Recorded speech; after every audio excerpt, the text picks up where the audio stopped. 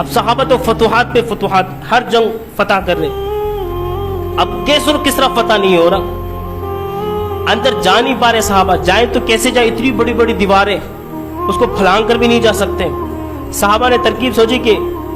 گلیل بناتے، اس میں ایک کو بٹھاتے اور اندر داخل ہو جاتے۔ تو سراقہ بن مالک نے کہا کہ گلیل بناؤ اور اس کی ڈولی میں مجھے بٹھاؤ اور مجھے پکڑ کے کھینچو پیچھے کی طرف، پھر آگے کی طرف میں اڑتا ہوا جاؤں گا اور قلعے میں جا کے گروں گا تو اندر جا کر دروازہ کھول دوں گا۔ دوسرے صحابہ کہنے لگے سراقہ تیری ہڈی اور پسلی بھی نہ رہے گی، اگر تو اتنی اونچائی سے زمین میں گرے گا تو تیری تو ہڈی چکنا چور ہو جائے گا، چلنے کے قابل نہیں رہے گا، دروازہ کائے کا کھولے گا۔ تو سراقہ بن مالک نے کہا تاریخی بات، تاریخی، کہ جب ہجرت کے موقع پر محمد الرسول اللہ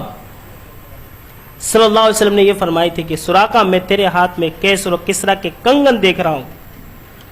اب تک کنگن ہاتھ میں نہیں آئی، اس کا مطلب مجھے موت نہیں آنی، جب تک میرے ہاتھوں میں کیسر و کسرا کے کنگن نہیں آئے گی تب تک مجھے موت، مجھے بٹھاؤ ڈولی میں اور مجھے پھینکو کیسر و کسرا کے قلعے کے اندر، میں کھولوں گا اندر سے دروازہ۔ صحابہ کا ایمان دیکھیں، بولا اب تک کنگن نہیں آئی۔ ہجرت کے موقع پر رسول اللہ صلی اللہ علیہ وسلم نے فرمایا کہ سراقہ کہاں پھرتا ہے، کہاں بھاگتا ہے، تیرے ہاتھ میں تو کیسر و کسرا کے کنگن ہے، میں دیکھ رہا ہوں اللہ کا رسول کہ تو ایمان بھی لا چکا ہے اور کیسر و کسرا فتح ہو چکا ہے اور تیرے ہاتھ میں کیسر و کسرا کے کنگن ہوں گے، اب تک کنگن نہیں آئی، یہ ہاتھ خالی ہے، تو اس کا مطلب مجھے موت اس وقت تک نہیں آئے گی جب تک میرے ہاتھ میں کیسر و کسرا کے کنگن نہیں ہوں گے، مجھے پھینکو، اب تک کنگن نہیں آئیں گے، یعنی موت نہیں آ سکتی مجھے۔ سراقہ بن مالک کو پھینکا گیا گلیل بنا کر، جب وہ اندر کیسر و کسرا کے قلعے کے اندر داخل ہوا تو انہوں نے دروازہ کھولی، صحابہ سارے اندر داخل ہو گئے اور کیسر و کسرا کو تہس نہس کر کے رکھ دیا، ان کے خزانہ کو لے لیا، ان کے عورتوں کو غلام باندیاں بنا لی۔ اب صحابہ مال غنیمت جمع کر رہے، فتح ہو گئی، قلعہ فتح ہو گیا، جہاد کامیابی سے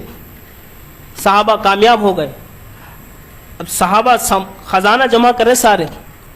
سونے چاندی جیورات جو بھی تھے۔ حضرت عمر بن خطاب کہتے کہ اس میں تو کنگن نظر نہیں آ رہا ہے، ایک شخص وہ بھی نظر نہیں آ رہا جس کو سراقہ بن مالک کہتے۔ حضرت عمر کہتے ہیں کہ میں دیکھتا ہوں کہ دور دوڑتا ہوا